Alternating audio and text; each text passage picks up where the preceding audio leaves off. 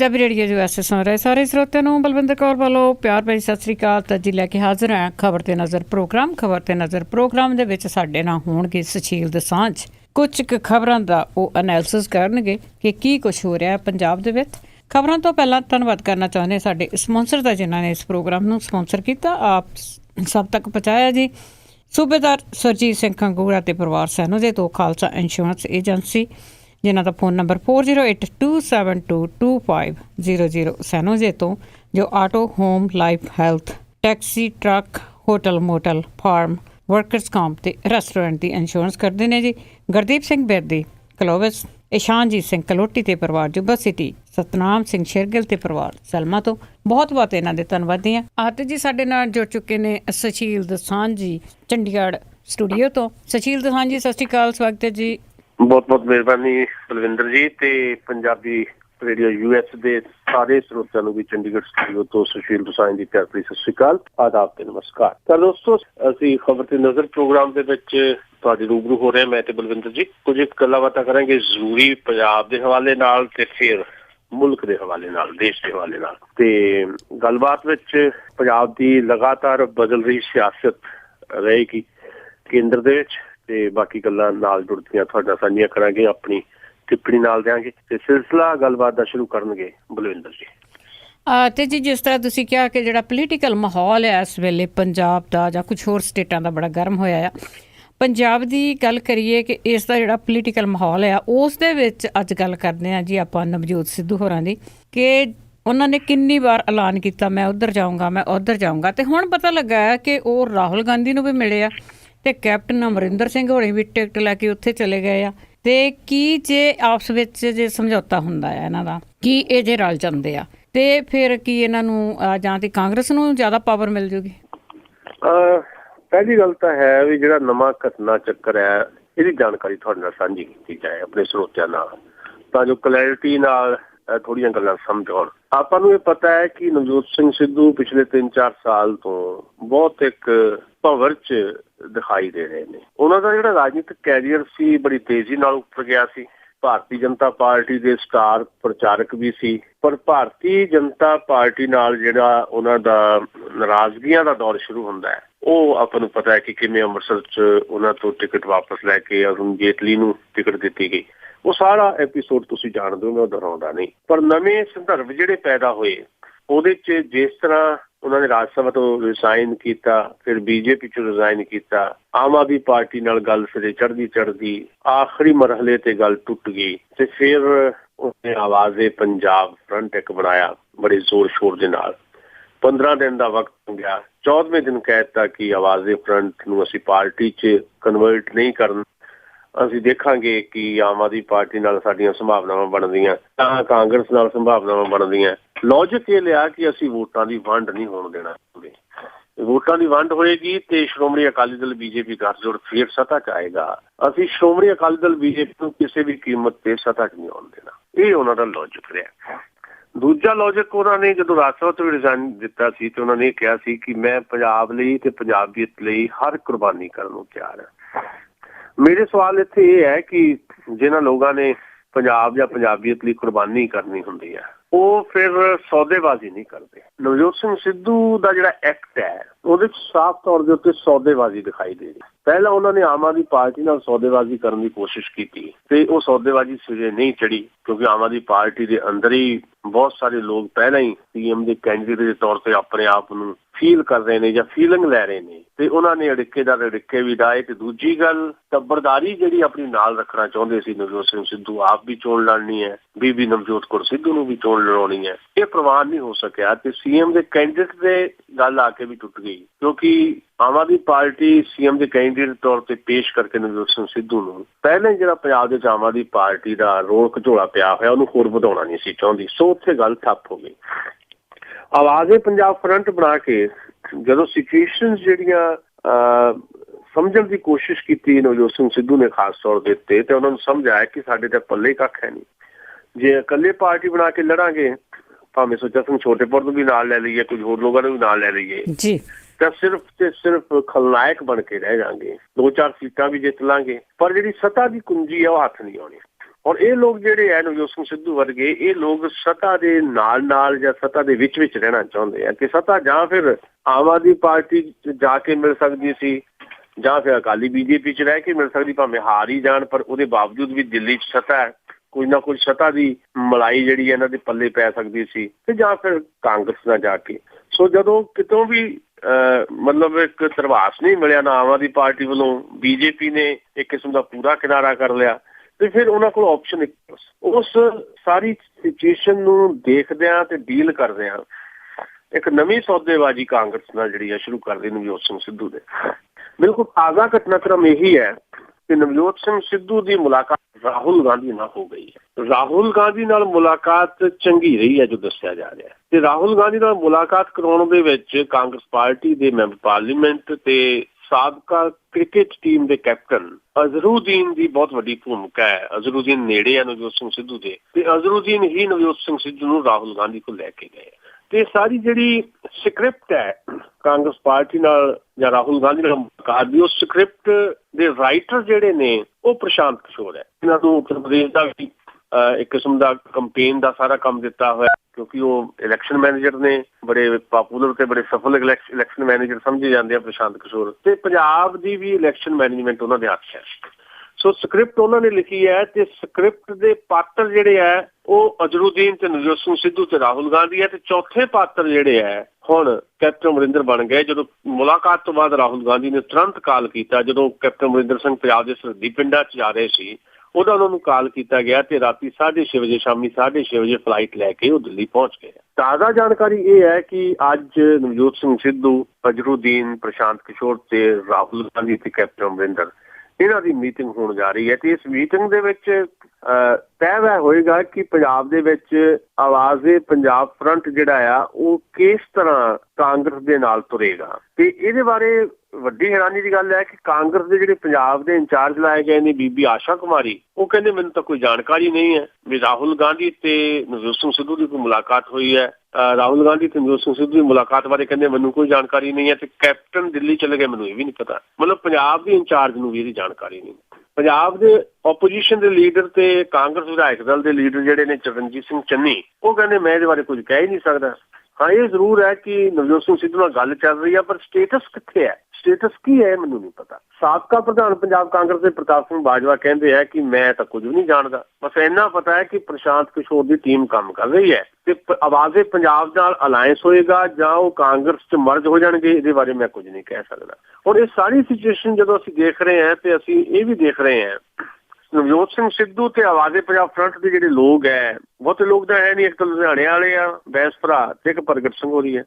ਇਹਨਾਂ ਕੋਲ ਆਪਸ਼ਨਾਂ ਹੀ ਦੋ ਬਚੀਆਂ ਸੀ, ਜਾਂ ਉਹ ਆਮ ਆਦਮੀ ਪਾਰਟੀ ਨਾਲ ਚਲੇ ਜਾਂਦੇ। ਆਮ ਆਦਮੀ ਪਾਰਟੀ ਨੇ ਕੋਰੀ ਨਾ ਕਰ ਦਿੱਤੀ। ਅੱਜ ਸੰਜੇ ਸਿੰਘ ਦਾ ਵੀ ਬਿਆਨ ਆ ਗਿਆ ਵੀ ਆਮ ਆਦਮੀ ਪਾਰਟੀ ਨਾ ਕਿਸੇ ਨੇ ਅਲਾਇੰਸ ਕਰੇ ਤੇ ਨਾ ਨਵਜੋਤ ਸਿੰਘ ਸਿੱਧੂ ਜਾਂ ਕਿਸੇ ਹੋਰ ਨੂੰ ਹੁਣ ਆਪਣੀ ਪਾਰਟੀ ਸ਼ਾਮਲ ਕਰੇ। ਜਦੋਂ ਉਧਰੋਂ ਨਾ ਹੋ ਗਈ ਤਾਂ ਫਿਰ ਕਾਂਗਰਸ ਪਾਰਟੀ ਇੱਕ ਸਹਾਰਾ ਰਹਿ ਗਈ ਸੀ। ਤੇ ਨਵਜੋਤ ਸਿੰਘ ਸਿੱਧੂ ਦੀ ਪਤਨੀ ਨਵਜੋਤ ਕੌਰ ਸਿੱਧੂ ਅਕਸਰ ਇਹ ਕਹਿੰਦੀ ਆਈ ਹੈ, ਪਹਿਲਾਂ ਆਮ ਆਦਮੀ ਪਾਰਟੀ ਪ੍ਰਤੀ ਬਹੁਤ ਉਲਾਰ ਸੀਗੇ ਉਹ, ਹੁਣ ਕਹਿੰਦੇ ਆ ਵੀ ਕਾਂਗਰਸ ਨਾਲ ਅਲਾਇੰਸ ਹੋ ਸਕਦਾ ਹੈ। ਤੇ ਇਹ ਸਾਰੀ ਸਿਚੁਏਸ਼ਨ 'ਚ ਅਸੀਂ ਇਹ ਦੇਖਣਾ ਹੈ ਵੀ ਕੀ ਪੰਜਾਬ ਦੇ ਵਿੱਚ ਇਹ ਅਲਾਇੰਸ ਹੋਏਗਾ ਜਾਂ ਗੱਠਜੋੜ ਜਾਂ ਮਰਜ ਹੋਏਗੀ ਆਵਾਜ਼-ਏ-ਪੰਜਾਬ ਫਰੰਟ ਕਾਂਗਰਸ 'ਚ, ਇਹ ਅੱਜ ਤੈਅ ਹੋਏਗਾ। ਉਸ ਤੋਂ ਬਾਅਦ ਜਿਹੜੀਆਂ ਬਹੁਤੀਆਂ ਚੀਜ਼ਾਂ ਜਿਹੜੀਆਂ ਆ ਸਾਫ਼ ਦੇਖੀਆਂ ਜਾ ਸਕਣਗੀਆਂ। ਇੱਕ ਗੱਲ ਮੈਂ ਇਹਦੇ ਛੋੜ ਜੋੜਨੀ ਚਾਹੁੰਦਾ, ਸਾਨੂੰ ਲਗਾਤਾਰ ਜਿਹੜੇ ਸੁਣਨ ਵਾਲੇ ਲੋਕ ਨੇ, ਸਾਡੇ ਲਿਸਨਰ, ਸਾਡੇ ਪੰਜਾਬੀ ਜਿਹੜੀ USA ਦੇ ਜੀ, ਉਹਨਾਂ ਨੂੰ ਇਸ ਗੱਲ ਦਾ ਇਲਮ ਹੈ ਕਿ ਅੱਜ ਤੋਂ ਨਹੀਂ, ਮੈਂ 6-7 ਸਾਲ ਤੋਂ ਇਹ ਗੱਲ ਦੁਹਰਾਉਂਦਾ ਆਇਆ ਵੀ ਨਵਜੋਤ ਸਿੰਘ ਸਿੱਧੂ ਦੇ ਅੰਦਰ ਪੰਜਾਬ ਦਾ CM ਬਣਨ ਦੀ ਇੱਕ ਭਾਵਨਾ ਬੜੀ ਪ੍ਰਬਲ ਹੈ, ਤੇ ਪੰਜਾਬ ਦਾ CM ਉਹ ਘੱਟੋ ਘੱਟ BJP 'ਚ ਰਹਿ ਕੇ ਨਹੀਂ ਸੀ ਬਣ ਸਕਦੇ, ਕਿਉਂਕਿ BJP ਨੂੰ ਕਦੇ ਵੀ BJP, ਸ਼੍ਰੋਮਣੀ ਅਕਾਲੀ ਦਲ, BJP ਗੱਠਜੋੜ ਦੇ ਵਿੱਚ BJP ਇਹ ਨਹੀਂ ਹੋ ਸਕਦੀ, B ਹੀ ਰਹੇਗੀ, ਯਾਨੀ ਵੱਡੀ ਧਿਰ ਨਹੀਂ ਹੋ ਸਕਦੀ, ਛੋਟੀ ਧਿਰ ਹੀ ਰਹੇਗੀ। ਸੋ ਕਦੇ ਵੀ ਇਹ ਮੌਕਾ ਨਹੀਂ ਸੀ ਹੋਣਾ ਵੀ ਨਵਜੋਤ ਸਿੰਘ ਸਿੱਧੂ BJP 'ਚ ਰਹਿੰਦੇ ਹੋਏ ਪੰਜਾਬ ਦੇ ਮੁੱਖ ਮੰਤਰੀ ਬਣ ਜਾਣ। ਫਿਰ ਮੁੱਖ ਮੰਤਰੀ ਬਣਨ ਵਾਸਤੇ ਕੀ ਕਰਨਾ ਪੈਣਾ ਸੀ ਉਹਨਾਂ ਨੂੰ? ਜਾਂ ਤਾਂ ਉਹ ਅਕਾਲੀ ਦਲ ਸ਼ਾਮਲ ਹੁੰਦੇ, ਤੇ ਅਕਾਲੀ ਦਲ 'ਚ ਪਹਿਲਾਂ ਹੀ ਬਾਦਲਾਂ ਦਾ ਰਾਜ ਆ, ਉਹ ਕਿੱਥੇ ਕਿਸੇ ਨੂੰ ਨੇੜੇ ਫਟਕਣ ਦਿੰਦੇ ਆ, ਤੇ ਜਾਂ ਫਿਰ ਕਾਂਗਰਸ ਪਾਰਟੀ ਨਾਲ ਚਲੇ ਜਾਣ। ਕਾਂਗਰਸ ਪਾਰਟੀ ਬਾਰੇ ਮੈਂ ਦੱਸਿਆ ਸੀ ਬਹੁਤ ਦੇਰ ਪਹਿਲਾਂ ਵੀ ਉਹਨਾਂ ਕੋਲ ਬਿਹਤਰ ਆਪਸ਼ਨ ਕਾਂਗਰਸ ਹੀ ਹੈ, ਤੇ ਕਾਂਗਰਸ ਜਾਂਦਿਆਂ ਹੀ ਉਹ CM ਦੇ ਕੈਂਡੀਡੇਟ ਨਹੀਂ ਹੋ ਸਕਦੇ। ਕਾਂਗਰਸ ਪਹਿਲੇ ਬੜੇ ਘਾਗ ਲੀਡਰ ਬੈਠੇ ਆ ਜੀ, ਤੇ ਉਹਨਾਂ ਨੂੰ 5-4 ਸਾਲ ਉਡੀਕ ਕਰਨੀ ਪਊਗੀ। ਤੇ ਉਹ ਗੱਲ ਹੁਣ ਸਾਬਤ ਹੁੰਦੀ ਦਿਖਾਈ ਦੇ ਰਹੀ ਹੈ। ਤੇ ਹੁਣ ਨਵੀਂ ਸਿਚੁਏਸ਼ਨ ਦੇ ਵਿੱਚ ਅੱਜ ਬਹੁਤਾ ਪਤਾ ਲੱਗੇਗਾ, ਪਰ ਇੱਕ ਢਿੱਕਾ ਮਨਪ੍ਰੀਤ ਬਾਦਲ ਵੀ ਹੈ, ਕਿਉਂਕਿ ਮਨਪ੍ਰੀਤ ਬਾਦਲ ਨੇ ਜਦੋਂ ਆਪਣੀ ਪੀਪਲਜ਼ ਪਾਰਟੀ ਮਰਜ ਕੀਤੀ ਕਾਂਗਰਸ 'ਚ, ਉਹਨਾਂ ਨਾਲ ਜਿਹੜਾ ਰਾਹੁਲ ਗਾਂਧੀ ਨਾਲ ਬੈਠ ਕੇ ਉਹਨਾਂ ਨਾਲ ਤੈਅ ਹੋਇਆ, ਉਹਨਾਂ ਨੂੰ ਡਿਪਟੀ ਸੀਐਮ ਦਾ ਅਹੁਦਾ ਜਿਹੜਾ ਦੇਣ ਬਾਰੇ ਗੱਲਬਾਤ ਜਿਹੜੀ ਹੋਈ ਹੈ, ਜਿਹੜੀ ਓਪਨ ਉਸ ਰੂਪ 'ਚ ਭਾਵੇਂ ਨਹੀਂ ਹੋਈ, ਵੀ ਜੇ ਕਾਂਗਰਸ ਹੁਕੂਮਤ ਆ ਜਾਂਦੀ ਹੈ ਤਾਂ ਸਾਲ 2 ਸਾਲ ਬਾਅਦ ਮਨਪ੍ਰੀਤ ਬਾਦਲ ਨੂੰ ਡਿਪਟੀ ਸੀਐਮ ਬਣਾਇਆ ਜਾਣਾ ਸੀ। ਪਰ ਹੁਣ ਇੱਕ ਨਵਾਂ ਅੰਦਰ ਹੀ ਜੇ ਪਾਰਟੀ ਜਾਂ ਅਲਾਇੰਸ ਬਣਾ ਕੇ ਆਉਂਦੇ ਨੇ ਨਵਜੋਤ ਸਿੰਘ ਸਿੱਧੂ, ਤਾਂ ਇੱਕ ਨਵਾਂ ਖਤਰਾ ਮਨਪ੍ਰੀਤ ਬਾਦਲ ਲਈ ਵੀ ਖੜਾ ਹੋਏਗਾ। ਮਨਪ੍ਰੀਤ ਬਾਦਲ ਇਹਨੂੰ ਕਿਵੇਂ ਲੈਣਗੇ? ਜਿਹੜੇ ਮੈਨੀਫੈਸਟੋ ਕਮੇਟੀ ਦੇ ਵੀ ਚੇਅਰਮੈਨ ਹੈ ਕਾਂਗਰਸ ਦੇ, ਇਹ ਵੀ ਆਪਣੇ ਆਪ 'ਚ ਹੈ। ਤੇ ਅੱਜ ਸ਼ਾਮ ਤੱਕ ਬਹੁਤੀਆਂ ਚੀਜ਼ਾਂ ਸਪਸ਼ਟ ਹੋਣਗੀਆਂ ਤੇ ਕਾਂਗਰਸ 'ਚ ਕਿੱਦਾਂ ਦੇ ਰਿਐਕਸ਼ਨ ਹੁੰਦੇ ਆ ਉਹ ਵੀ ਬਾਅਦ 'ਚ ਪਤਾ ਲੱਗੇਗਾ। ਪਰ ਜਿਹੜੀ ਮੇਨ ਲੀਡਰਸ਼ਿਪ ਹੈ ਕਾਂਗਰਸ ਦੀ ਜੀ, ਉਹਨਾਂ ਵੱਲੋਂ ਕੋਈ ਬਹੁਤ ਇਸ ਤਰ੍ਹਾਂ ਦੀ ਗੱਲ ਨਹੀਂ ਕੀਤੀ ਗਈ ਵੀ ਉਹ ਕੋਈ ਵਿਰੋਧ ਕਰਨਗੇ ਨਵਜੋਤ ਸਿੰਘ ਸਿੱਧੂ ਦਾ, ਕਿਉਂਕਿ ਪ੍ਰਤਾਪ ਸਿੰਘ ਬਾਜਵੇ ਦੇ ਬਿਆਨ ਤੋਂ ਵੀ, ਆਸ਼ਾ ਕੁਮਾਰੀ ਦੇ ਬਿਆਨ ਤੋਂ ਵੀ, ਜਾਂ ਕਾਂਗਰਸ ਦੇ ਚਰਨਜੀਤ ਸਿੰਘ ਚੰਨੀ ਉਹਨਾਂ ਦੇ ਬਿਆਨ ਤੋਂ ਵੀ ਇਹ ਲੱਗਦਾ ਹੈ ਵੀ ਕਾਂਗਰਸ ਨੂੰ ਇਹ ਲੋੜ ਮਹਿਸੂਸ ਹੋ ਰਹੀ ਹੈ ਕਿ ਇਕੱਲਿਆਂ ਉਹ ਹੁਣ ਪੰਜਾਬ ਦੇ ਵਿੱਚ ਆਮ ਆਦਮੀ ਪਾਰਟੀ ਦਾ ਮੁਕਾਬਲਾ ਨਹੀਂ ਕਰ ਸਕਦੀ। ਸੋ ਆਮ ਆਦਮੀ ਪਾਰਟੀ ਤੋਂ ਇੱਕ ਨੰਬਰ ਜ਼ਿਆਦਾ ਲੈਣ ਵਾਸਤੇ ਉਹਨਾਂ ਨੂੰ ਕੁਝ ਸਾਥੀਆਂ ਦੀ ਜ਼ਰੂਰਤ ਹੈ, ਤੇ ਜੇ ਸਾਥੀ ਮਿਲ ਜਾਂਦੇ ਆ ਤੇ ਸ਼ਾਇਦ ਸਾਰੀ ਪੰਜਾਬ ਦੀ ਕਾਂਗਰਸ ਲੀਡਰਸ਼ਿਪ ਇਹਦੇ ਤੇ ਕੋਈ ਕਿੰਤੂ ਪਰੰਤੂ ਨਹੀਂ ਕਰੇਗੀ। ਚੋਣਾਂ ਤੋਂ ਬਾਅਦ ਕੁਝ ਨਾ ਕੁਝ ਸਿਚੁਏਸ਼ਨ ਜਿਹੜੀਆਂ ਵੱਖਰੀਆਂ ਹੋ ਸਕਦੀਆਂ। ਜੀ, ਪਰ ਜਿਸ ਤਰ੍ਹਾਂ ਤੁਸੀਂ ਦੱਸਿਆ ਕਿ ਅਹੁਦਾ ਤਾਂ ਇਹਨਾਂ ਨੂੰ ਉੱਥੇ ਵੀ ਨਹੀਂ ਮਿਲਣ ਵਾਲਾ, ਪਹਿਲਾਂ ਹੀ ਤੁਸੀਂ ਦੱਸਿਆ ਵੱਡੀ ਲਾਈਨ ਹੈ ਜੀ ਉੱਥੇ ਵੀ। ਤੇ ਅੱਗੇ ਆਪਾਂ ਆਮ ਆਦਮੀ ਪਾਰਟੀ ਦੀ ਗੱਲ ਕਰਦੇ ਹਾਂ ਕਿ ਜਿਸ ਤਰ੍ਹਾਂ ਆਪਾਂ ਪਿੱਛੇ ਸੁਣਦੇ ਸੀ ਕਿ ਜਿਹੜੇ ਉਹਨਾਂ ਦੇ ਅਬਜ਼ਰਵਰ ਆ ਉਹ ਵਾਪਸ ਬੁਲਾ ਲੈ ਗਏ ਆ, ਪਰ ਕਹਿੰਦੇ ਹਜੇ ਵੀ ਉਹ ਕੁਛ ਕਿ ਜਿਹੜੇ ਆ ਪੰਜਾਬ 'ਚ ਹੀ ਘੁੰਮ ਰਹੇ ਆ। ਦੇਖੋ, ਕਾਗਜ਼ਾਂ 'ਚ ਤਾਂ ਸੱਚਮੁੱਚ ਹੀ ਵਾਪਸ ਬੁਲਾ ਲਏ ਗਏ।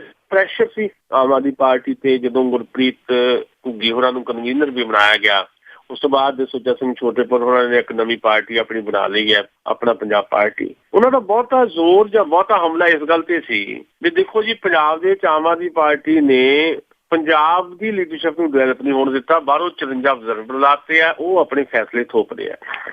ਇਹ ਇੱਕ ਨੈਗੇਟਿਵ ਕਿਸਮ ਦਾ ਅਸਰ ਜਿਹੜਾ ਪੈ ਰਿਹਾ ਸੀ ਆਮ ਆਦਮੀ ਪਾਰਟੀ ਤੇ। ਉਸ ਪ੍ਰੈਸ਼ਰ 'ਚ ਆ ਕੇ ਆਮ ਆਦਮੀ ਪਾਰਟੀ ਨੇ ਆਪਣੇ ਅਬਜ਼ਰਵਰ ਵਾਪਸ ਬੁਲਾਉਣ ਦਾ ਐਲਾਨ ਕਰ ਦਿੱਤਾ ਤੇ ਕਹਿ ਦਿੱਤਾ ਗਿਆ ਕਿ 54 ਦੇ 54 ਅਬਜ਼ਰਵਰ ਜਿਹੜੇ ਵਾਪਸ ਦਿੱਲੀ ਚਲੇ ਗਏ ਆ। ਪਰ ਪ੍ਰੈਕਟੀਕਲੀ ਇਹ ਹੋਇਆ ਨਹੀਂ ਤੇ ਇਸੇ ਕਰਕੇ ਮੌਕਾ ਮਿਲ ਗਿਆ। ਅੱਜ ਸੁੱਚਾ ਸਿੰਘ ਛੋਟੇਪੁਰ ਦਾ ਵੀ ਬਿਆਨ ਆ ਗਿਆ ਤੇ ਡਾਕਟਰ ਧਰਮਵੀਰ ਗਾਂਧੀ ਦਾ ਵੀ ਬਿਆਨ ਆ ਗਿਆ। ਉਹਨਾਂ ਨੇ ਹਮਲਾਵਰ ਤੇਵਰ ਦਿਖਾਉਂਦਿਆਂ ਹੋਇਆ ਆਮ ਆਦਮੀ ਪਾਰਟੀ ਦੀ ਲੀਡਰਸ਼ਿਪ ਨੂੰ ਕਿਹਾ ਵੀ ਤੁਸੀਂ ਲੋਕਾਂ ਨੂੰ ਮੂਰਖ ਬਣਾ ਰਹੇ ਹੋ ਤੇ ਅਬਜ਼ਰਵਰ ਵਾਪਸ ਲੈਣ ਦੀ ਗੱਲ ਕਰ ਲਈ। ਪਰ ਅਬਜ਼ਰਵਰ ਤਾਂ ਇੱਥੇ ਤੁਰੇ ਫਿਰਦੇ ਆ, ਹਾਲੇ ਵੀ ਜਿਹੜੀਆਂ ਆਮ ਆਦਮੀ ਪਾਰਟੀ ਦੀਆਂ ਮੀਟਿੰਗਸ ਜਿਹੜੀਆਂ ਹੁੰਦੀਆਂ ਅਬਜ਼ਰਵਰ ਹਾਜ਼ਰ ਹੁੰਦੇ ਆ। ਅੱਛਾ, ਇਹ ਦੋਸ਼ ਨਹੀਂ ਹੈ, ਇਹ ਹੈ ਹਾਲੇ, ਕਿਉਂਕਿ ਸੱਚਮੁੱਚ ਪੰਜਾਬ ਦੇ ਵਿੱਚ ਆਮ ਆਦਮੀ ਪਾਰਟੀ ਦੀ ਲੀਡਰਸ਼ਿਪ ਉਸ ਲੈਵਲ ਤੇ ਡਿਵੈਲਪ ਨਹੀਂ ਹੋਈ। ਮਤਲਬ ਬਹੁਤ ਲੋਕ ਆ ਗਏ ਨੇ ਆਮ ਆਦਮੀ ਪਾਰਟੀ ਦੇ ਵਿੱਚ, ਇੱਕ ਲਾਈਨ ਲੱਗ ਗਈ ਲੋਕਾਂ ਦੀ, ਪਰ ਆਮ ਆਦਮੀ ਪਾਰਟੀ ਦੀ ਪਿਓਰ ਇੱਕ ਟੀਮ ਜਿਹੜੀ ਬਣਨੀ ਚਾਹੀਦੀ ਹੈ, ਮਤਲਬ ਭਾਵੇਂ 9 ਨਵੇਂ ਮੀਤ ਪ੍ਰਧਾਨ ਵੀ ਲਾ ਦਿੱਤੇ ਗਏ, ਪਰ ਉਹਦੇ ਬਾਵਜੂਦ ਇੱਕ ਟੀਮ ਜਿਹੜੀ ਬਣਨੀ ਚਾਹੀਦੀ ਉਹ ਟੀਮ ਨਹੀਂ ਦਿਖਾਈ ਦੇ ਰਹੀ। ਹੁਣ ਕੁਝ ਦਿਨਾਂ ਤੋਂ ਭਗਵੰਤ ਮਾਨ ਫੇਰ ਗਾਇਬ ਦਿਖਾਈ ਦੇ ਰਹੇ ਆ, ਬਹੁਤਾ ਉਹਨਾਂ ਦੀ ਚਰਚਾ ਨਹੀਂ ਹੈ, ਕੋਈ ਅਖਬਾਰ 'ਚ ਉਹਨਾਂ ਦਾ ਬਿਆਨ ਨਹੀਂ ਹੈ। ਸਿਰਫ ਗੁਰਪ੍ਰੀਤ ਘੁੱਗੀ ਜਿਹੜੇ ਆ ਉਹ ਆਮ ਆਦਮੀ ਪਾਰਟੀ ਨੂੰ ਇਸ ਵੇਲੇ ਜਿਹੜਾ ਲੀਡ ਕਰ ਰਹੇ ਨੇ ਪੰਜਾਬ ਦੇ ਵਿੱਚ ਐਜ਼ ਏ ਕਨਵੀਨਰ। ਫਿਰ ਜਿਹੜੇ ਇਲਾਕੇ ਨੇ, ਜ਼ੋਨ ਨੇ, ਉਹਨਾਂ ਜ਼ੋਨਾਂ 'ਚ ਜਿਹੜੀਆਂ ਮੀਟਿੰਗਾਂ ਹੁੰਦੀਆਂ ਉਹ ਸਾਰੀਆਂ ਮੀਟਿੰਗਾਂ ਦੇ ਵਿੱਚ ਇਕੱਲੇ ਘੁੱਗੀ ਤਾਂ ਜਾ ਨਹੀਂ ਸਕਦੇ। ਹੁਣ ਗੁਰਪ੍ਰੀਤ ਪੰਜਾਬ ਦੇ ਕਨਵੀਨਰ ਹੈ, ਉਹ ਹੁਣ 117 ਹਲਕਿਆਂ ਦੇ ਵਿੱਚ ਕਿੱਥੇ ਕਿੱਥੇ ਜਾਣਗੇ। ਇਸ ਕਰਕੇ ਇੱਕ ਲੀਡਰਸ਼ਿਪ ਡਿਵੈਲਪ ਕਰਨ ਦੀ ਜ਼ਰੂਰਤ ਹੈ।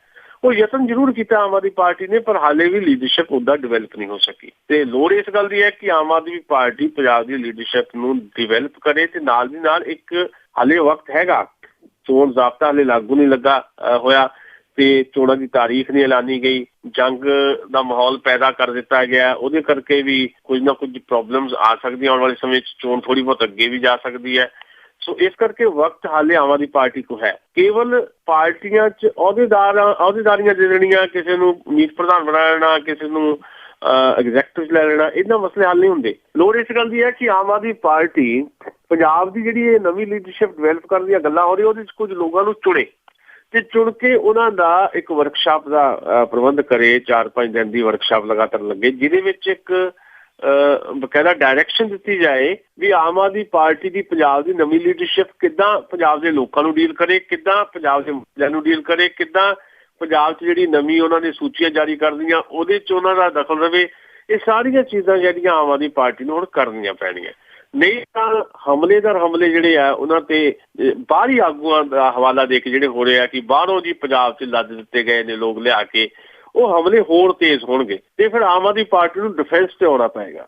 ਲੋੜ ਇਸ ਗੱਲ ਦੀ ਹੈ ਕਿ ਆਮ ਆਦਮੀ ਪਾਰਟੀ ਅੱਜ ਡਿਫੈਂਸ ਤੇ ਆਵੇ। ਹਮਲਾਵਰ ਜਿਹੜਾ ਹੁੰਦਾ ਹੈ ਉਹ ਜਦੋਂ ਹਮਲਾ ਕਰਦਾ ਹੈ ਤਾਂ ਉਹਨੂੰ ਪਤਾ ਹੈ ਉਹਦਾ ਟਾਰਗੇਟ ਕੀ ਹੈ। ਜਿਹੜਾ ਡਿਫੈਂਸ ਤੇ ਹੁੰਦਾ ਉਹ ਅਚੇਤ ਬੈਠਾ ਹੁੰਦਾ, ਉਹਨੂੰ ਪਤਾ ਨਹੀਂ ਲੱਗਦਾ ਮੈਂ ਆਪਣਾ ਬਚਾਅ ਕਿੱਦਾਂ ਕਰਨਾ। ਇਸ ਵੇਲੇ ਆਮ ਆਦਮੀ ਪਾਰਟੀ ਨੂੰ ਡਿਫੈਂਸ 'ਚ ਜਾਣ ਦੀ ਲੋੜ ਨਹੀਂ ਹੈ, ਆਮ ਆਦਮੀ ਪਾਰਟੀ ਓਫੈਂਸ ਤੇ ਆਵੇ। ਆਮ ਆਦਮੀ ਪਾਰਟੀ ਇੱਕ ਹਮਲਾ ਕਰਨ ਦੀ ਨੀਤੀ ਅਪਣਾਵੇ ਵੀ ਕਿਵੇਂ ਉਹਨੇ ਪੰਜਾਬ ਦੇ ਮੁੱਦਿਆਂ ਤੇ ਜਿਹੜੀਆਂ ਦੋ ਮੁੱਖ ਵਿਰੋਧੀ ਧਿਰਾਂ ਹੈਗੀਆਂ ਕਾਂਗਰਸ ਤੇ ਸ਼੍ਰੋਮਣੀ ਅਕਾਲੀ ਦਲ ਬੀਜੇਪੀ ਗੱਠਜੋੜ, ਉਹਨਾਂ ਤੇ ਹਮਲਾ ਕਰਨਾ ਤੇ ਆਪਣਾ ਰਸਤਾ ਅੱਗੇ ਲਈ ਬਣਾਉਣਾ। ਉਹਦੇ ਵਾਸਤੇ ਪੰਜਾਬ ਦੀ ਲੀਡਰਸ਼ਿਪ ਨੂੰ ਇੱਕ ਸਿਖਲਾਈ ਦੀ ਲੋੜ ਹੈ, ਇੱਕ ਟ੍ਰੇਨਿੰਗ ਦੀ ਲੋੜ ਹੈ। ਸੋ ਪੰਜਾਬ ਦੀ ਲੀਡਰਸ਼ਿਪ ਨੂੰ ਡਿਵੈਲਪ ਕਰਨ ਲਈ ਤੁਸੀਂ ਬੰਦੇ ਲਾਤੇ ਆ, ਨਵੇਂ ਪ੍ਰਧਾਨ ਲਾਤੇ ਆ, ਉਹਨਾਂ ਨਾਲ ਗੱਲ ਨਹੀਂ ਬਣਦੀ।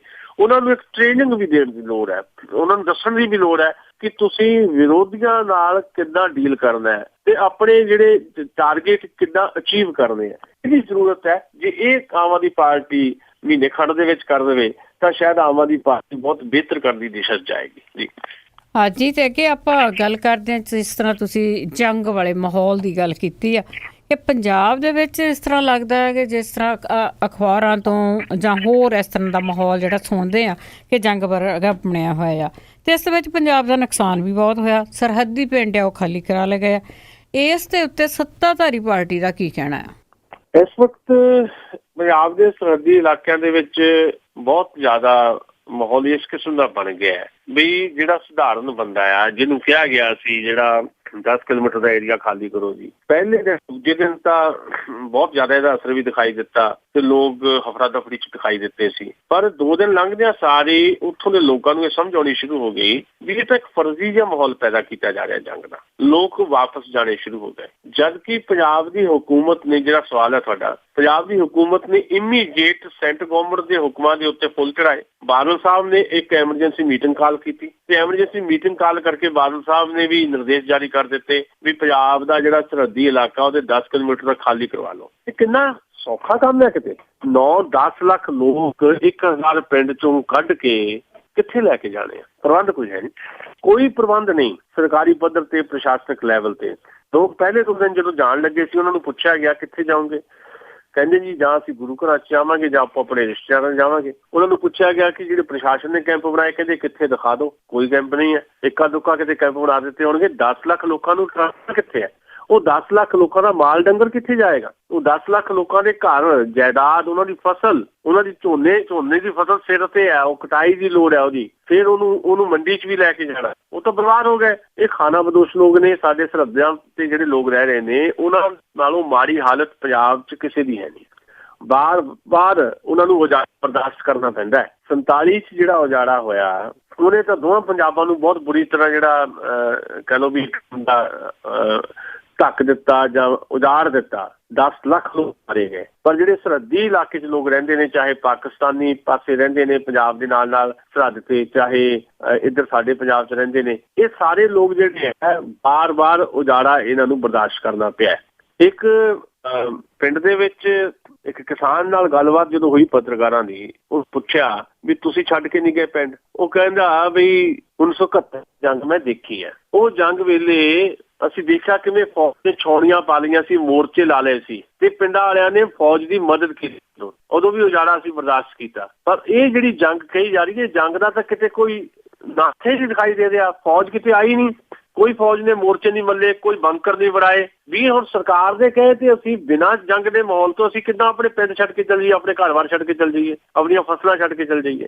ਫਿਰ ਜਿਹੜੀ ਆਮ ਆਦਮੀ ਪਾਰਟੀ ਤੇ ਕਾਂਗਰਸ ਹੈ, ਇਹਨਾਂ ਨੇ ਵੀ ਇੱਥੇ ਹਮਲਾ ਕੀਤਾ ਇਸ ਗੱਲ ਨੂੰ ਲੈ ਕੇ ਪੰਜਾਬ ਦੀ ਹੁਕੂਮਤ ਤੇ ਕਿ ਪੰਜਾਬ ਦੇ ਲੋਕਾਂ ਨੂੰ ਜਬਰੀ ਕਿਉਂ ਉਜਾੜਿਆ ਜਾ ਰਿਹਾ ਸਰਹੱਦੀ ਖੇਤਰਾਂ 'ਚੋਂ। ਤੇ ਬਾਦਲ ਸਾਹਿਬ ਨੂੰ ਬਿਆਨ ਦੇਣਾ ਪਿਆ ਕਿ ਕਿਸੇ ਨੂੰ ਜਬਰੀ ਪਿੰਡ ਖਾਲੀ ਕਰਨ ਨੂੰ ਨਹੀਂ ਕਵਾਂਗੇ। ਬਾਦਲ ਸਾਹਿਬ ਨੂੰ ਬਿਆਨ ਦੇਣਾ ਪਿਆ। ਕੱਲ ਕੈਪਟਨ ਅਮਰਿੰਦਰ ਸਿੰਘ ਸਾਰਿਆਂ ਸਰਹੱਦੀ ਖੇਤਰਾਂ 'ਚ ਸੀਗੇ, ਬਾਰਡਰ ਤੋਂ 300 ਮੀਟਰ ਉਰੇ ਉਹਨਾਂ ਨੇ ਜਾ ਕੇ ਆਰਮੀ ਜਿਹੜੇ ਮੈਨ ਹੈ ਉਹਨਾਂ ਨਾਲ ਵੀ ਗੱਲਾਂ ਬਾਤਾਂ ਕੀਤੀਆਂ, ਕੁਝ ਤਸਵੀਰਾਂ ਫਾਰਾਂ ਛਪੀਆਂ। ਬਾਅਦ ਸ਼ਾਮ ਨੂੰ ਉਹਨਾਂ ਨੂੰ ਦਿੱਲੀ ਜਾਣਾ ਪੈ ਗਿਆ ਨਵਜੋਤ ਸਿੰਘ ਸਿੱਧੂ ਦੇ ਮਾਮਲੇ 'ਚ, ਰਾਹੁਲ ਗਾਂਧੀ ਦੇ ਕਾਲ ਕਰਨ ਤੋਂ ਬਾਅਦ।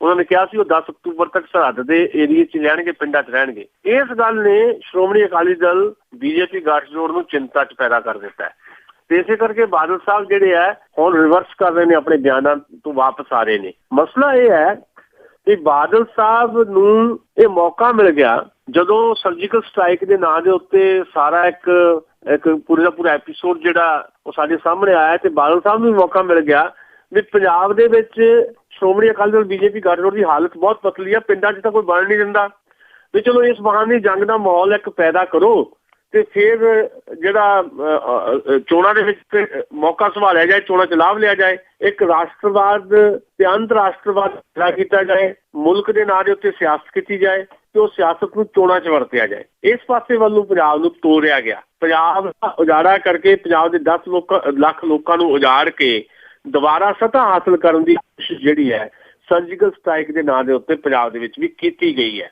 ਤੇ ਇਹ ਗੱਲ ਲੋਕਾਂ ਨੂੰ ਸਮਝ ਆ ਗਈ ਹੈ। ਲੋਕ ਪਿੰਡਾਂ 'ਚ ਉੱਠਣ ਤੋਂ ਇਨਕਾਰ ਕਰ ਗਏ ਹੈ ਤੇ ਵਿਰੋਧੀ ਧਿਰਾਂ ਨੇ ਵੀ ਹਮਲੇ ਤੇਜ਼ ਕਰ ਦਿੱਤੇ। ਅੱਜ ਆ ਗਿਆ ਬਿਆਨ, ਤੁਸੀਂ ਖਬਰਾਂ 'ਚ ਸੁਣਿਆ ਹੋਣਾ, ਸੁਨੀਲ ਜਾਖੜ ਹੋਰਾਂ ਨੇ ਕਹਿਤਾ ਵੀ ਇੱਕ ਜੰਗ ਦਾ ਮਾਹੌਲ ਪੈਦਾ ਕਰਕੇ ਇੱਕ ਵਾਰ ਫਿਰ ਪੰਜਾਬ 'ਚ ਸੱਤਾ ਚੋਣ ਦੀ ਕੋਸ਼ਿਸ਼ ਵੀ ਹੈ ਬਾਦਲ ਸਾਹਿਬ ਦੀ। ਦੂਜੀ ਗੱਲ, ਇਸ ਬਹਾਨੇ ਚੋਣਾਂ ਨੂੰ ਅੱਗੇ ਲਿਜਾਣ ਦੀ ਕੋਸ਼ਿਸ਼ ਵੀ ਹੈ ਵੀ ਤਾਂ ਜੋ 6 ਮਹੀਨੇ ਹੋਰ ਰਾਜ ਕਰਨ ਦਾ ਵਕਤ ਮਿਲ ਜਾਏ। ਪਰ ਪੰਜਾਬ ਦੇ ਲੋਕ ਇਹ ਸਾਰੀ ਗੱਲ ਨੂੰ ਹੁਣ ਸਮਝ ਰਹੇ ਆ। ਪੰਜਾਬ ਦੇ ਸਰਹੱਦੀ ਇਲਾਕਿਆਂ 'ਚ ਕਿਤੇ ਵੀ ਕੋਈ ਜੰਗ ਦਾ ਮਾਹੌਲ ਨਹੀਂ ਹੈ। ਪੰਜਾਬ ਦੇ ਲੋਕ ਸਰਹੱਦੀ ਇਲਾਕਿਆਂ ਦੇ ਪਹਿਲੇ 2 ਦਿਨ ਦੌੜ ਭੱਜ ਉਹਨਾਂ 'ਚ ਪਈ ਆ, ਹੁਣ ਉਹ ਟਿਕ ਗਏ ਨੇ ਆਪਾਂ ਆਪਣੇ ਘਰਾਂ ਦੇ ਵਿੱਚ, ਆਪਾਂ ਆਪਣੇ ਖੇਤਾਂ 'ਚ। ਇਸੇ ਕਰਕੇ ਬਾਦਲ ਸਾਹਿਬ ਨੂੰ ਵੀ ਕਹਿਣਾ ਪੈ ਗਿਆ ਕਿ ਉਹ ਆਪਣੀ ਫਸਲਾਂ ਦੀ ਕਟਾਈ ਕਰਨ, BSF ਉਹਨਾਂ ਦੀ ਰਾਖੀ ਕਰੇਗੀ। ਸੋ ਇਹ ਸਾਰੀ ਸਿਚੁਏਸ਼ਨ 'ਚ ਅਸੀਂ ਸਮਝ ਸਕਦੇ ਹਾਂ ਵੀ ਇੱਕ ਇਸ ਮਸਲੇ ਨੂੰ ਰਾਸ਼ਟਰਵਾਦ ਦੀਆਂ ਗੋਲੀਆਂ 'ਚ ਲਪੇਟ ਕੇ ਕੋਸ਼ਿਸ਼ ਕੀਤੀ ਜਾ ਰਹੀ ਹੈ ਕਿ ਸੱਤਾ ਦੁਆਰਾ ਹਾਸਲ ਕੀਤੀ ਜਾਏ ਤੇ ਜਾਂ ਫਿਰ ਚੋਣਾਂ ਨੂੰ ਥੋੜਾ ਬਹੁਤ ਅੱਗੇ ਪਵਾ ਦਿੱਤਾ ਜਾਏ। ਜੀ ਬਿਲਕੁਲ ਜੀ, ਯੂ ਟਰਨ ਮਾਰਨੇ ਨੂੰ ਤਾਂ ਇਹ ਬਹੁਤ ਹੁਸ਼ਿਆਰ ਹੈਗੇ ਆ। ਤੇ ਅੱਗੇ ਆਪਾਂ ਗੱਲ ਕਰਦੇ ਆ ਜੀ ਸਰਜੀਕਲ ਸਟ੍ਰਾਈਕ ਆ ਜਿਹੜੀ, ਇਸ ਦੇ ਉੱਤੇ ਵੱਖ-ਵੱਖ ਸਾਡੇ ਲੀਡਰ ਆ ਬਿਆਨ ਦੇ ਰਹੇ ਆ, ਕੁਛ ਇਸ ਤੋਂ ਸਬੂਤ ਵੀ ਮੰਗ ਰਹੇ ਆ ਤੇ ਬਹੁਤ ਕੁਛ ਹੋ ਰਿਹਾ ਇਸ ਸਰਜੀਕਲ ਸਟ੍ਰਾਈਕ ਦੇ ਉੱਤੇ। ਤੇ ਜਿਹੜੇ ਸਾਡੇ ਦੇਸ਼ ਦੇ ਲੀਡਰ ਹੈਗੇ ਆ ਉਹਨਾਂ ਦਾ ਕੀ ਕਹਿਣਾ ਹੈ? ਦੇਖੋ, ਪਹਿਲੇ 2 ਦਿਨ ਤਾਂ ਬਹੁਤ ਵੱਡੇ ਪੱਧਰ ਦੇ ਉੱਤੇ ਇਸ ਗੱਲ ਦਾ ਪ੍ਰਚਾਰ ਕੀਤਾ ਗਿਆ ਕਿ ਸਰਜੀਕਲ ਸਟ੍ਰਾਈਕ ਕੀਤੀ ਗਈ ਹੈ। ਦੇਖੋ ਜੀ, ਅਸੀਂ ਮੋੜਵਾਂ ਜਵਾਬ ਦੇ ਦਿੱਤਾ ਹੈ। ਪਾਕਿਸਤਾਨ ਵੱਲੋਂ ਵੀ ਉਬੜਵਾਹੇ ਕੁਝ ਬਿਆਨਬਾਜ਼ੀ ਹੋਈ। ਨਵਾਜ਼ ਸ਼ਰੀਫ ਨੇ ਪਹਿਲੇ ਦਿਨ ਕਹਿਤਾ ਕਿ ਇਹ ਤਾਂ ਪਾਕਿਸਤਾਨ ਤੇ ਹਮਲਾ, ਜਦਕਿ ਪਾਕਿਸਤਾਨ ਦੀ ਆਰਮੀ ਕਹਿ ਰਹੀ ਸੀ ਨਹੀਂ ਜੀ ਕੋਈ ਸਰਜੀਕਲ ਸਟ੍ਰਾਈਕ ਨਹੀਂ ਹੋਇਆ, ਇੱਕ ਸਰਹੱਦ ਪਾਰੋਂ ਗੋਲੀਬਾਰੀ ਹੈ ਜਿਹਦੇ 'ਚ 2 ਸਾਡੇ ਫੌਜੀ ਵੀ ਮਾਰੇ ਗਏ ਆ। ਪਾਕਿਸਤਾਨ ਦੇ ਅੰਦਰ ਵੀ ਬਹੁਤ ਦੁਰਸਤ ਨਹੀਂ ਹੈ ਮਾਹੌਲ ਉੱਥੇ, ਕਿਉਂਕਿ ਆਰਮੀ ਕੰਟਰੋਲ 'ਚ ਨਹੀਂ ਹੈ ਤੇ ਸਰਕਾਰ ਦੀ ਸਲਾਹ ਤੋਂ ਬਿਨਾਂ ਆਰਮੀ ਬਿਆਨ ਵੀ ਦਿੰਦੀ ਹੈ ਤੇ ਉਸ ਪਹਿਲੇ ਦਿਨ ਹੀ ਪਤਾ ਲੱਗਿਆ ਨਵਾਜ਼ ਸ਼ਰੀਫ ਕੁਝ ਕਹਿ ਰਹੇ ਤੇ ਪਾਕਿਸਤਾਨ ਦੀ ਆਰਮੀ ਕਹਿ ਰਹੀ। ਉਸ ਤੋਂ ਬਾਅਦ ਉੱਥੋਂ ਦੇ ਰੱਖਿਆ ਮੰਤਰੀ ਦਾ ਜਿਸ ਤਰ੍ਹਾਂ ਬਿਆਨ ਆਇਆ ਕਿ ਅਸੀਂ ਪਰਮਾਣੂ ਹਮਲਾ ਕਰ ਦਾਂਗੇ, ਇਹ ਸਾਰੀਆਂ ਚੀਜ਼ਾਂ ਵੀ ਮੈਂ ਤੁਹਾਡੇ ਨਾਲ ਥੋੜ੍ਹੀਆਂ ਡਿਸਕਸ ਕਰਦਾ। ਪਰ ਇਹਦੀ ਤਾਜ਼ਾ ਜਾਣਕਾਰੀ ਜਿਹੜੀ ਭਾਰਤ ਦੇ ਹਵਾਲੇ ਨਾਲ ਆਪਾਂ ਕਰੀਏ, ਸਰਜੀਕਲ ਸਟ੍ਰਾਈਕ ਤੇ ਜਿਹੜੇ ਸਵਾਲ ਉੱਠ ਰਹੇ ਨੇ ਉਹਦੇ 'ਚ ਕੁਝ ਸਿਆਸੀ ਲੀਡਰਾਂ ਦੀ ਜਿਹੜੀ ਜ਼ੁਬਾਨੀ ਹੈ ਉਹ ਵੀ ਸਾਡੇ ਵਾਸਤੇ ਬੜੇ ਮਸਲੇ ਪੈਦਾ ਕਰ ਰਹੀ ਹੈ। ਭਾਰਤੀ ਜਨਤਾ ਪਾਰਟੀ ਦੀ ਲੀਡਰਸ਼ਿਪ ਦਾ ਜ਼ੋਰ ਲੱਗਾ ਹੋਇਆ ਇਹ ਸਿੱਧ ਕਰਨ ਨੂੰ ਜੀ। ਦੇਖੋ ਜੀ, ਪਾਕਿਸਤਾਨ ਨੂੰ ਮੂੰਹ ਤੋੜ ਜਵਾਬ ਦਿੱਤਾ ਤੇ ਜਿਹੜੇ ਸਾਡੇ ਚੈਨਲ ਨੇ, ਖਬਰਾਂ ਦੇ ਚੈਨਲ ਬਹੁਤੇ, ਇੱਕ ਅੱਧੇ ਨੂੰ ਛੱਡ ਕੇ, ਜਿਹੜੇ ਇੱਕ ਅੱਧਾ ਚੈਨਲ NDTV ਵਰਗਾ ਸੰਜੀਦਗੀ ਨਾਲ ਸਾਰੀ ਰਿਪੋਰਟਿੰਗ ਕਰਦਾ, ਬਾਕੀ ਚੈਨਲ ਜਿਹੜੇ ਆ ਕਿਉਂਕਿ ਉਹ ਵੱਡੇ ਵਪਾਰਕ ਘਰਾਣਿਆਂ ਦੇ, ਅੰਬਾਨੀਆਂ ਦੇ, ਅਡਾਨੀਆਂ ਦੇ ਆ, ਉਹ ਸਰਕਾਰ ਦੀ ਭਾਸ਼ਾ ਬੋਲ ਰਹੇ ਨੇ ਤੇ ਉਹ ਜੰਗ ਦਾ ਮਾਹੌਲ ਪੈਦਾ ਕਰ ਰਹੇ ਨੇ, ਬਹੁਤ ਅਜੀਬ ਕਿਸਮ ਦਾ ਮਾਹੌਲ ਪੈਦਾ ਕਰ ਰਿਹਾ। 2.5 ਸਾਲ ਨਰਿੰਦਰ ਮੋਦੀ ਦਾ ਰਾਜ ਰਿਹਾ ਤੇ ਜਿਹੜਾ 56 ਇੰਚ ਦੀ ਛਾਤੀ ਦਿਖਾਉਂਦੇ ਸੀ ਉਹਨੂੰ ਲੋਕ ਕਹਿਣ ਲੱਗ ਪਏ ਸੀ ਕਾਹਦੀ 56 ਇੰਚ ਦੀ ਛਾਤੀ ਹੈ, ਇਹ ਤਾਂ 32 ਇੰਚ ਦੀ ਹੈ ਨਹੀਂ। ਤੇ ਇੱਕ ਸਰਜੀਕਲ ਸਟ੍ਰਾਈਕ ਦੇ ਨਾਂ ਤੇ ਪ੍ਰਧਾਨ ਮੰਤਰੀ ਨਰਿੰਦਰ ਮੋਦੀ ਦੀ ਛਾਤੀ 56 ਇੰਚ ਤੋਂ 72 ਇੰਚ ਕਰਤੀ ਇਹਨਾਂ ਚੈਨਲਾਂ ਨੇ। ਯਾਨੀ ਜੇ ਸਰਜੀਕਲ ਸਟ੍ਰਾਈਕ ਹੋਇਆ ਵੀ ਹੈ ਤਾਂ ਉਹ ਕਿਹਦੀ ਦੇਣ ਹੈ? ਜੇ ਕਿਤੇ ਕੋਈ ਕਾਰਵਾਈ ਕੀਤੀ ਉਹ ਭਾਰਤੀ ਆਰਮੀ ਨੇ ਕੀਤੀ ਹੈ ਤੇ ਛਾਤੀ ਜਿਹੜੀ 72 ਇੰਚ ਦੀ ਮੋਦੀ ਸਾਹਿਬ ਦੀ ਦਿਖਾਈ ਜਾ ਰਹੀ ਹੈ, ਮੋਦੀ ਸਾਹਿਬ ਨੇ ਤਾਂ ਕੁਝ ਨਹੀਂ ਕੀਤਾ। ਦੂਜੀ ਗੱਲ ਮੈਂ ਬੜੀ ਇੰਪੋਰਟੈਂਟ ਇਹਦੇ 'ਚ ਆਪਣੀ ਰੱਖਣੀ ਚਾਹੁੰਦਾ, ਕੁਝ ਚੀਜ਼ਾਂ ਜਿਹੜੀਆਂ ਆ ਬਹੁਤ ਜ਼ਿਆਦਾ ਗੁਪਤ ਤਰੀਕੇ ਨਾਲ ਸਿਰੇ ਚਾੜੀਆਂ ਜਾਂਦੀਆਂ ਜੀ। ਇੰਟੈਲੀਜੈਂਸ ਬਾਰੇ ਵੀ ਕਈ ਵਾਰੀ ਗੱਲ ਕੀਤੀ ਹੈ। ਸਾਡੇ ਇੱਥੇ ਖੌਫ ਪੈਦਾ ਕਰ ਦਿੰਦੇ ਆ, ਇੰਟੈਲੀਜੈਂਸ ਦੀ ਸੂਚਨਾ ਆ ਗਈ ਹੈ ਜੀ, ਇੰਨੇ ਦਹਿਸ਼ਤਗਰਦ ਘੁਸਪੈਠ ਕਰ ਗਏ ਆ ਜੀ, ਹੁਣ ਦਿੱਲੀ ਤੇ ਅਟੈਕ ਹੋ ਜਾਏਗਾ ਜੀ, ਹੁਣ ਬੰਬੇ ਤੇ ਅਟੈਕ ਹੋ ਜਾਏਗਾ, 15 ਅਗਸਤ 26 ਤਰੀਕ ਨੂੰ ਤਾਂ ਬਾਹਲਾ ਹੀ ਪੈਨਿਕ ਜੀ ਕ੍ਰੀਏਟ ਕਰ ਦਿੰਦੇ ਆ ਇੰਟੈਲੀਜੈਂਸ ਦੇ ਹਵਾਲੇ ਨਾਲ। ਮੈਂ ਕਹਿੰਦਾ ਹੁੰਦਾ ਵੀ ਇੰਟੈਲੀਜੈਂਸ ਕਾਹਦੀ ਹੋਈ ਜਿਹੜੀ ਗੱਲ ਹੀ ਜਨਤਕ ਹੋ ਗਈ।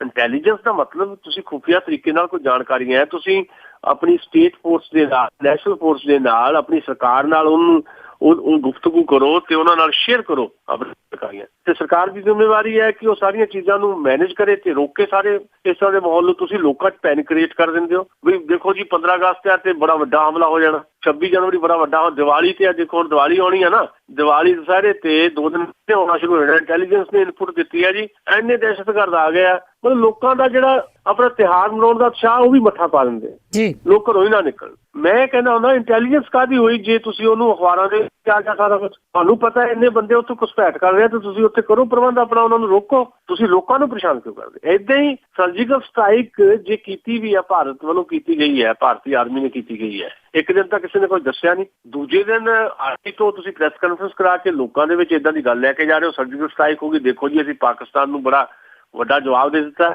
ਪਾਕਿਸਤਾਨ ਮੁੜ ਕੇ ਹਿੰਮਤ ਨਹੀਂ ਕਰੇਗਾ ਤੇ ਸਾਡੇ ਸਾਰੇ ਟੀਵੀ ਚੈਨਲ ਚੀਖ ਕੇ ਇਹ ਰੌਲਾ ਪਾਉਣ ਲੱਗ ਪਏ। ਜੇ ਸਰਜੀਕਲ ਸਟ੍ਰਾਈਕ ਹੈ, ਗੁਪਤ ਤੌਰ ਤੇ ਤੁਸੀਂ ਕੋਈ ਆਪਰੇਸ਼ਨ ਕੀਤਾ ਹੈ ਤਾਂ ਉਹਨੂੰ ਰਹਿਣ ਦਿਓ ਗੁਪਤ। ਜੇ ਪਾਕਿਸਤਾਨ ਦਾ ਕੋਈ ਨੁਕਸਾਨ ਹੋਇਆ ਪਾਕਿਸਤਾਨ ਆਪ ਬੋਲੂਗਾ। ਪਾਕਿਸਤਾਨ ਹਿੱਸਾ ਕਹਿ ਰਿਹਾ ਵੀ ਨਹੀਂ ਕੋਈ ਸਰਜੀਕਲ ਸਟ੍ਰਾਈਕ ਨਹੀਂ, ਭਾਰਤ ਦਾ ਜ਼ੋਰ ਲੱਗਾ ਹੋਇਆ।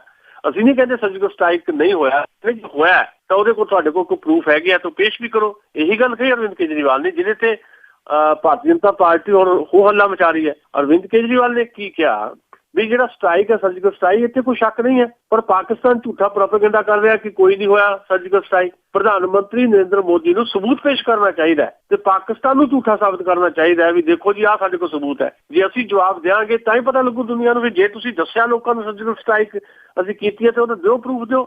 ਸੰਜੇ ਨਿਰੂਪਮ ਕਾਂਗਰਸ ਦਾ ਲੀਡਰ ਹੈ, ਉਹ ਕਹਿੰਦਾ ਵੀ ਦੁਨੀਆ ਸਵਾਲ ਕਰ ਰਹੀ, ਸਾਨੂੰ ਸਬੂਤ ਦੇਣਾ ਚਾਹੀਦਾ। ਪਹਿਲਾਂ ਵੀ ਤਾਂ ਸਰਜੀਕਲ ਸਟ੍ਰਾਈਕ ਹੁੰਦੇ ਰਹੇ ਆ, ਡਾਕਟਰ ਮਨਮੋਹਨ ਦੇ ਵੇਲੇ ਵੀ ਜਦੋਂ ਪ੍ਰਧਾਨ ਮੰਤਰੀ ਉਹ ਵੀ 2 ਵਾਰ ਸਰਜੀਕਲ ਸਟ੍ਰਾਈਕ ਹੋਇਆ, ਕਿਸੇ ਨੇ ਸੁਣੀ ਕੋਈ ਗੱਲ? ਨਹੀਂ ਸੁਣੀ। ਸੋ ਜਨਤਾ ਸਬੂਤ ਮੰਗਦੀ ਹੈ, ਜੇ ਤੁਸੀਂ ਦੱਸਿਆ ਲੋਕਾਂ ਨੂੰ ਤਾਂ ਫਿਰ ਉਹ ਪ੍ਰੂਫ ਦਿਓ। ਇਸ ਗੱਲ ਤੇ ਮਾਹੌਲ ਜਿਹੜਾ ਆ ਇਸ ਵੇਲੇ ਬਹੁਤ ਜ਼ਿਆਦਾ ਗਰਮ ਹੋਇਆ ਪਿਆ, ਸਿਆਸਤ ਤੇਜ਼ ਹੈ ਤੇ ਸਿਆਸਤ ਤੇਜ਼ ਜਦੋਂ ਹੈਗੀ ਹੈ ਤੇ ਮੈਂ ਇੱਕ ਗੱਲ ਕਹਿਣੀ ਚਾਹੁੰਦਾ, ਇਹ ਸਾਰੇ ਮਸਲੇ ਤੇ ਸਰਜੀਕਲ ਸਟ੍ਰਾਈਕ ਹੋਈ ਆ ਤਾਂ ਫਿਰ ਉਹਦੇ ਪ੍ਰੂਫ ਹੈਗੇ ਆ, ਜਿਹਦਾ ਦਾਅਵਾ ਵੀ ਕੀਤਾ ਸਰਕਾਰ ਨੇ ਵੀ, ਫੌਜ ਨੇ ਵੀ, ਅਸੀਂ ਵੀਡੀਓਗ੍ਰਾਫੀ ਕੀਤੀ ਹੈ ਜੀ ਸਾਰੀ, ਤਾਂ ਉਹ ਲੋਕਾਂ ਨੂੰ ਦੱਸਣੀ ਚਾਹੀਦੀ ਹੈ। ਦੂਜੀ ਗੱਲ, ਜਿਹੜੇ ਜੰਗ ਦੀ ਗੱਲ ਆਪਾਂ ਗੱਲ ਕਰ ਰਹੇ ਸੀ ਜੀ, ਜੰਗ ਹਮੇਸ਼ਾ ਹੀ ਆਵਾਮ ਦਾ ਨੁਕਸਾਨ ਕਰਦੀ ਹੈ, ਲੋਕਾਂ ਦਾ ਨੁਕਸਾਨ ਕਰਦੀ ਹੈ। ਜੰਗ ਨੇ ਪਾਕਿਸਤਾਨ ਦੇ ਆਵਾਮ ਨੂੰ ਵੀ ਤਬਾਹ ਕਰਨਾ ਹੈ, ਜੰਗ ਨੇ ਭਾਰਤੀ ਆਵਾਮ ਨੂੰ ਵੀ ਤਬਾਹ ਕਰਨਾ ਹੈ। ਜੰਗ ਦਾ ਫਾਇਦਾ ਕਿਹਨੂੰ ਹੁੰਦਾ ਹੈ? ਜੰਗ ਦਾ ਫਾਇਦਾ ਹੁੰਦਾ ਹੈ ਹੁਕਮਰਾਨਾਂ ਨੂੰ, ਜੰਗ ਦਾ ਫਾਇਦਾ ਹੁੰਦਾ ਹੈ ਵਪਾਰੀਆਂ ਨੂੰ, ਜੰਗ ਦਾ ਫਾਇਦਾ ਹੁਕਮਰਾਨਾਂ ਨੂੰ ਕਿੱਦਾਂ ਹੁੰਦਾ? ਹੁਕਮਰਾਨ ਦੀਆਂ ਗੱਦੀਆਂ ਹੋਰ ਸੁਰੱਖਿਅਤ ਹੋ ਜਾਂਦੀਆਂ।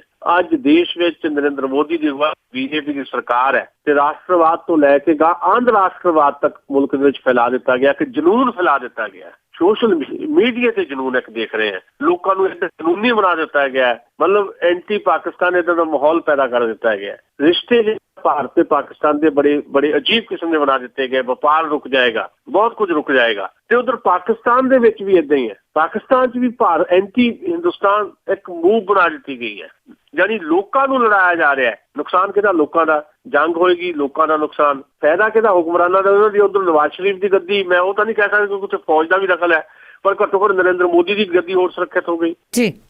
ਬਾਦਲ ਨੂੰ ਇੱਥੇ ਲਾਭ ਮਿਲ ਗਿਆ ਇਹਦਾ, ਜੰਗ ਦਾ ਮਾਹੌਲ ਪੈਦਾ ਕਰਕੇ।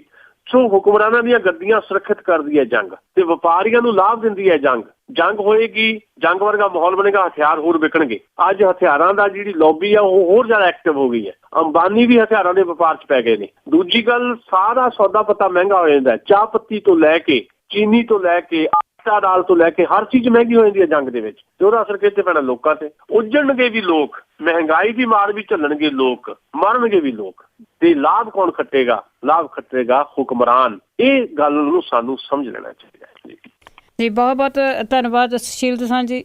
ਮਿਹਰਬਾਨੀ ਜੀ, ਸ਼ੁਕਰੀਆ। ਤਾਂ ਇਹ ਸਾਂਝੀ ਸੁਸ਼ੀਲ ਦਸਾਂਝ ਜੋ ਸਾਡੇ ਨਾਲ ਜੁੜਦੇ ਨੇ ਤੇ ਕਰਦੇ ਨੇ ਕੁਝ ਖਬਰਾਂ ਦਾ ਐਨਾਲਿਸਿਸ। ਹੁਣ ਬਲਵਿੰਦਰ ਕੌਰ ਵੱਲੋਂ ਵੀ ਅਗਲੇ ਬੁਲਟਨ ਤੱਕ ਆਪ ਸਭ ਨੂੰ ਹੀ ਪਿਆਰ ਭਰੀ ਸਤਿ ਸ੍ਰੀ ਅਕਾਲ।